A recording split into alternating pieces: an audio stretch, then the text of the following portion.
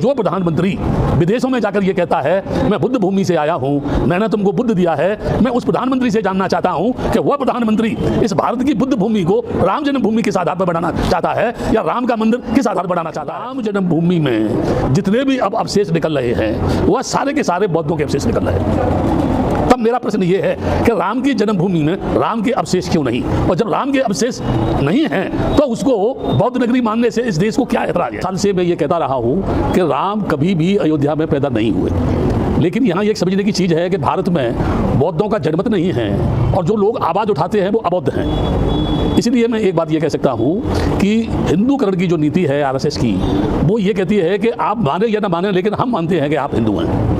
ठीक है, अब यहाँ प्रश्न ये है, मैंने कुछ समय पहले बोला था सोशल मीडिया पे किसी पे बोला था कि रामलला सबके सामने बाबरी मस्जिद उस स्थल पर रखे गए, रामलला के मंदिर नहीं उस जगह को ताला लगाया गया, बाद में वो ताला खोला गया। तो जब सब ये जानते हैं कि रामलला रखे गए, वहाँ ताला लगाया गया, बाद में वो ताला खोला गया, और इसी बात को लेकर के जब मंडल कमीशन लागू हुआ तो अडवाणी ने एक रथ यात्रा निकाली राम रथ लेकर के, और उनका कहना था कि रामलला वहीं आएंगे और राम मंदिर बनाएंगे। उसका प्रचार प्रसार किया गया। यहाँ एक प्रश्न है, ऐतिहासिक दृष्टि से आज तक कोई ये भी सिद्ध नहीं कर सका ऐतिहासिक दस्तावेजों के आधार पर कि रियल में वो राम जन्मभूमि है। अयोध्या जो है वह जो है मृणाल माता जो बौद्ध धर्म के अंदर प्रसिद्ध जो है वो श्रावस्ती नरेश की पत्नी थी, और वही का प्रसिद्ध कवि अश्वघोष महायान का अयोध्या का ही रहने वाला था। श्रावस्ती नरेश ने जब नरसंहार की वो बात कही थी ब्राह्मणों ने, तो वहाँ पर जो है जानवरों की हत्या की जाती थी। तथागत बुद्ध एक भेड़ के बच्चे को लेकर गए और उन्होंने वहाँ कहा कि राजन, नरसंहार करने से यदि आदमी को सुख मिलता है, स्वर्ग मिलता है, तो मैं ये चाहूँगा कि सबसे पहले आप मेरा ही मर्डर करें। तब राजा ने घोषणा की कि मेरे राज्य में किसी की हत्या नहीं होगी, और वो क्या बना, अयोध्या बना, जहाँ कोई योद्धा नहीं हो, अवध बना, जिसका मतलब है जहां किसी का वध नहीं हो।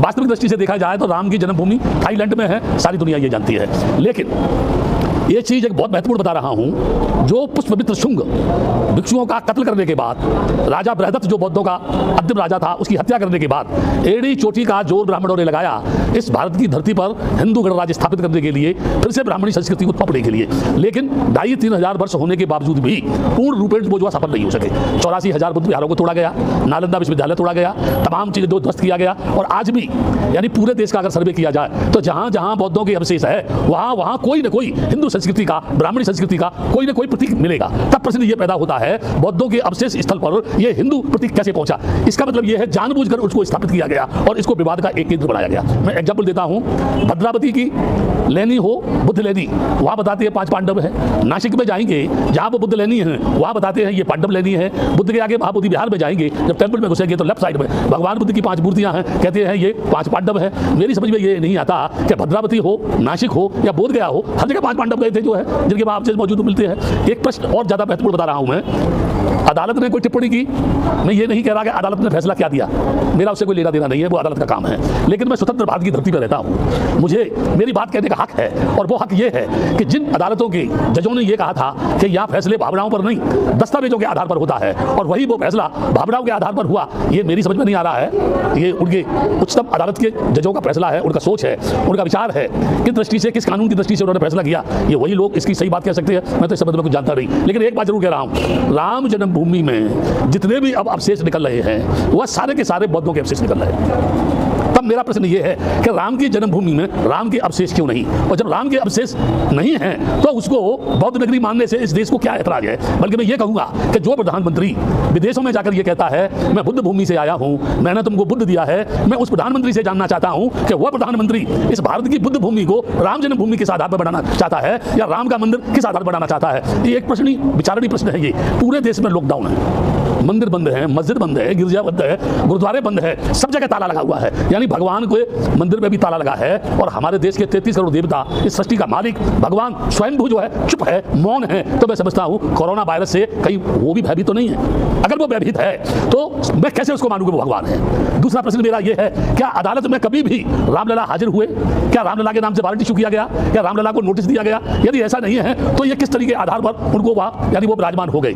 तीसरी चीज मैं ये कहना चाहता हूँ, भारत की धरती को कहीं भी खोदा जाए उसमें बुद्ध निकलता है, बुद्ध का अवशेष निकलता है और कुछ नहीं निकलता है। कृष्ण भूमि है वो भी बुद्ध भूमि है। भूतेश्वर से लेकर मथुरा में कलेक्ट्री तक 27 भव्य बुद्ध विहार थे, बहुत बड़े बड़े बुद्ध विहार थे। आज खोदा जाए तो वहां बुद्ध विहार निकलेगी। यहाँ एक प्रश्न है, बुद्ध की मूर्ति को तेलिया बाबा बनाया जा रहा है, बुद्ध की मूर्ति को विष्णु बनाया जा रहा है, बुद्ध की मूर्ति को विकृत किया जा रहा है। और कारण क्या है?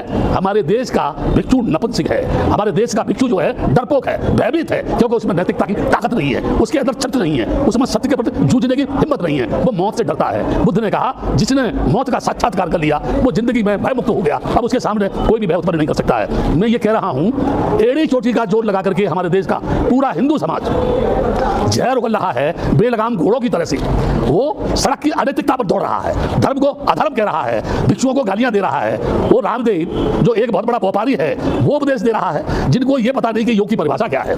मैं यहाँ ये बताना चाहता हूँ कि जो लोग भी इस भारत की धरती पर हिंदू गणराज्य स्थापित करना चाहते हैं, मैं आपके मीडिया के माध्यम से कह रहा हूँ, उनके बाप के फरिश्ते भी इस देश की धरती पर हिंदू गणराज्य स्थापित नहीं कर सकते। क्योंकि जब ये देश आजाद हुआ, अंग्रेजों से जब एग्रीमेंट हुआ, तब डेमोक्रेसी के आधार पर यह देश आजाद हुआ, लोकतंत्र के आधार पर यह देश आजाद हुआ, धर्मनिरपेक्षता के आधार पर यह हुआ। मैं पूरे देश के लोगों से यह जानना चाहता हूं, क्या वेदों में कहीं हिंदू शब्द है? क्या पुराणों में कहीं हिंदू शब्द है? कहीं गीता में कहीं हिंदू शब्द है? रामायण में कहीं हिंदू शब्द है? उपनिषद में कहीं हिंदू शब्द है? किसी भी एक जगह कोई भी इस देश का मनीषी, ब्राह्मण, इस देश का नेता, इस देश का कोई भी उच्च कोटि का आचार, शंकराचार्य ये बताए हिंदू शब्द आया कहां से? What is the meaning of Hindu? What is the difference? यानी हिंदू एंड अदर कम्युनिटीज जो है।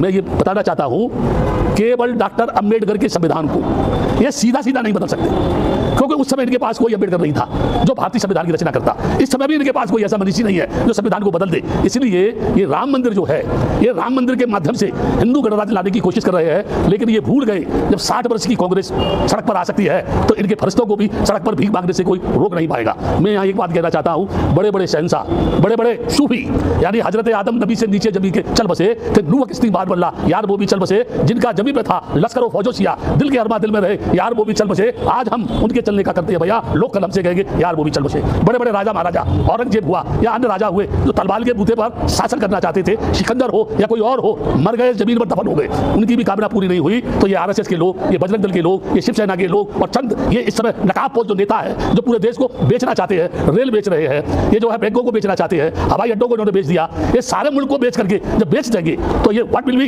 यानी what will they do on the land of India? क्या करेंगे इस देश में? क्या करना चाहते हैं ये? इनका मकसद है एनी हाउ ब्राह्मणी संस्कृति को भारत की धरती पर स्थापित करना। अब वो जमाना नहीं है जब कोई पुष्प भिक्षुओं का कत्ल करेगा। डॉक्टर अंबेडकर ने बुद्धिज्म को स्वीकार करके एक ऐसी यानी शैली, ऐसी फिलॉसफी, ऐसी भाषा, ऐसी वाणी, ऐसा दर्शन लोगों को बीच में दे दिया है, ज्यों ज्यों लोग डॉक्टर अंबेडकर को पढ़ेंगे त्यों त्यों इस देश में बगावत करने वाले लोगों की संख्या बढ़ेगी। सच को कहना अगर देशद्रोही की श्रेणी में आता है, ब्राह्मणवाद की सच बात कहना अगर देशद्रोही की श्रेणी में आता है, तो मैं देश के लोगों से कहूंगा मुझे किसी भी चौराहे पर खड़ा करके फांसी लगा दो, मुझे कोई आपत्ति नहीं है, लेकिन मेरे मरने के बाद भी मेरे जिस्म का एक एक कण ये बोलेगा ये बुद्ध भूमि है, ये बुद्ध भूमि है, ये बुद्ध भूमि है, ये राम जन्मभूमि नहीं है। अगर कोई ये कहता है कि राम जन्मभूमि है तो मुझे बताए राम का जन्म कैसे हुआ, वो कौन थे जिन्होंने चावल दिए थे, उन रानियों के संतान किससे पैदा हुई, मुझे लोग ये बताएं क्या गोबर से गोरखनाथ होते हैं, क्या मकड़ी के पेट से मकरध्वज होते हैं, क्या यहाँ यानी घास से आदमी पैदा होता है? अगर पहले होता था तो इस सदी में कहीं ना कहीं तो गोबर से कोई बच्चा पैदा होना चाहिए, कहीं ना कहीं मकड़ी के पेट में से तो कोई पैदा होना चाहिए। ये झूठे, ये बेईमान, ये बदमाश, ये गुंडे, ये लफंगे इस देश की नैतिकता का तहस नहस करके फिर से इस देश को गुलाम बनाने की ओर ले जाना चाहते हैं, जो कभी भी संभव नहीं है, कभी भी इनकी भावना पूरी नहीं होगी। बुद्ध ने कहा पहले अपने आप को जीतो, उसके बाद दूसरे की जीतने की बात करो। पूरी दुनिया जानती है कि बुद्ध के आगे महाबोधि बिहार बौद्धों का है। पूरा त्रिपिटक कहता है कि अयोध्या जो है साकेत नगरी के नाम से जानी जाती है।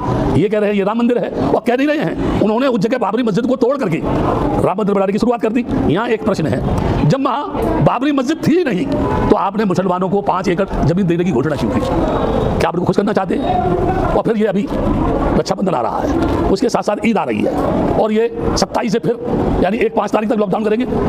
ये लॉकडाउन का मतलब क्या है? कोई भी आदमी किसी भी प्रकार की सरकार के खिलाफ बगावत नहीं कर सकता है, और वो जो चाह रही है उसे वो करेंगे। लेकिन मैं एक बात बता रहा हूं, ये कुछ भी कर ले ये सफल नहीं होगी।